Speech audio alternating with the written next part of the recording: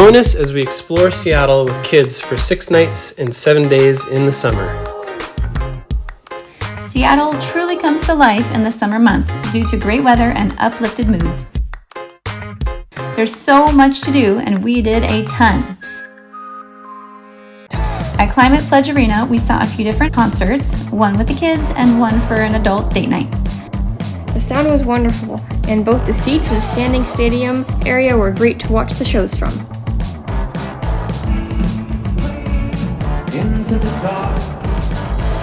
The Pacific Science Center was so much fun. We all learned something while enjoying the interactive exhibits. We also scored a planetarium show that was informative and epic.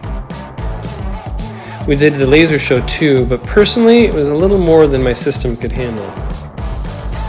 You can't come to Seattle without seeing it from above at the Space Needle. On a clear day, this gives you an incredible view. If you go at night, it's a completely different experience, equally impressive. iFly is just outside of the city center and offers a pretty unique experience. I've always wanted to skydive, so this was a bucket list item without the danger. My son was game and we had a blast. It was both terrifying and exhilarating. We'll be doing it again with my wife and daughter in another city sometime. Living in Hawaii has given us additional love for the ocean, so anytime we can visit an aquarium, we do it. The Seattle Aquarium is pretty impressive, with exhibits well beyond what can be found in Hawaii.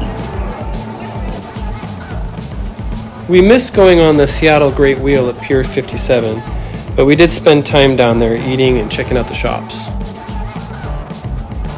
We went to Pike Street Fish Market more than once.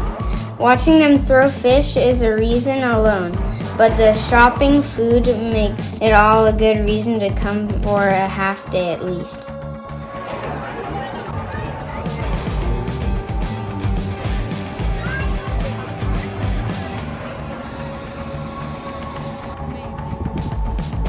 A lot of people love the gum wall, but I think it's pretty nasty and we wouldn't have walked through it if we hadn't stumbled onto it. For 4th of July, there are a few different public displays. We went to the one at Gasworks Park. There are food stalls, games, and of course a great firework display over Union Lake. Live music was amazing too. We didn't want to scope out a spot super early, so we paid for seats and arrived later in the day, and it was worth it.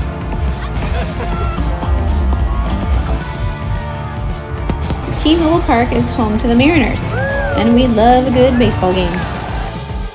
We happened to be there the day before 4th of July, so we got extra fireworks. Yay! Museum of Pop Culture is fun for everyone. I love the manga exhibit.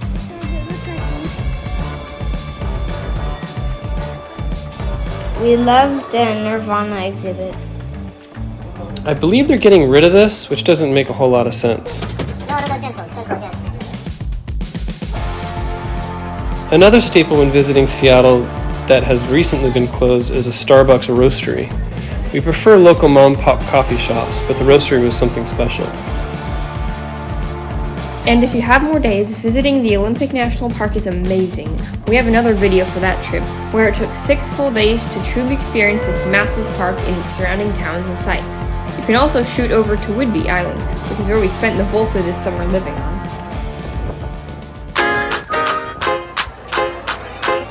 We ate at some incredible restaurants while in Seattle. Every time I'm here, I do breakfast at Lola. This Greek-inspired spot has some of the best sausages, eggs Benedict, and homemade donuts. Toulouse Petite Kitchen and Lounge has those romantic dinner vibes with New Orleans dishes that were delicious. The style and design of this beautiful restaurant is amazing and the service exceptional. Shaker and Spear in Belltown was pricey but really good.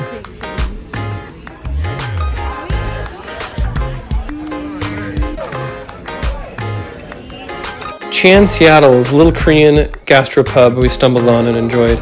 Busy and tasty breakfast. Terra Plata has one of the more lively rooftops with great dishes.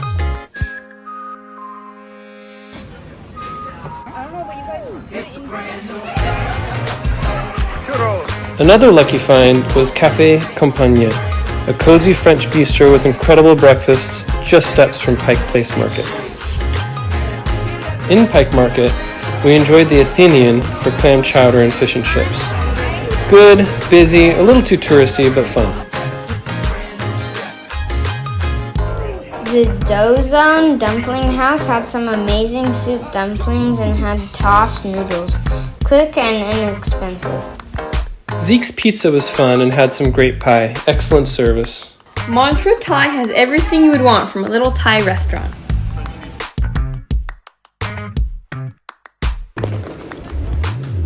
We also had some of the best street tacos at a random spot after fireworks. No idea where we were for this one. And finally, we did Ivar's restaurant while waiting for the Mukilteo ferry on the way to Whidbey Island. Great views, delicious food, and warm fire.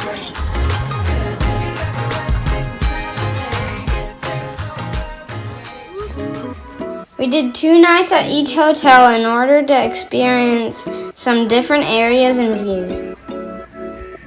The Paramount Hotel is downtown in a really convenient boutique stay. Really comfortable rooms, just steps from shopping and theaters. The Hyatt House Seattle is also downtown with views of the Space Needle. We love that it had a kitchen and plenty of room. The Hotel Andra was beautiful and in Belltown. Cozy and walking distance to a bunch of great eateries. Seattle is one of our favorite cities. Check out some of our other Washington State videos.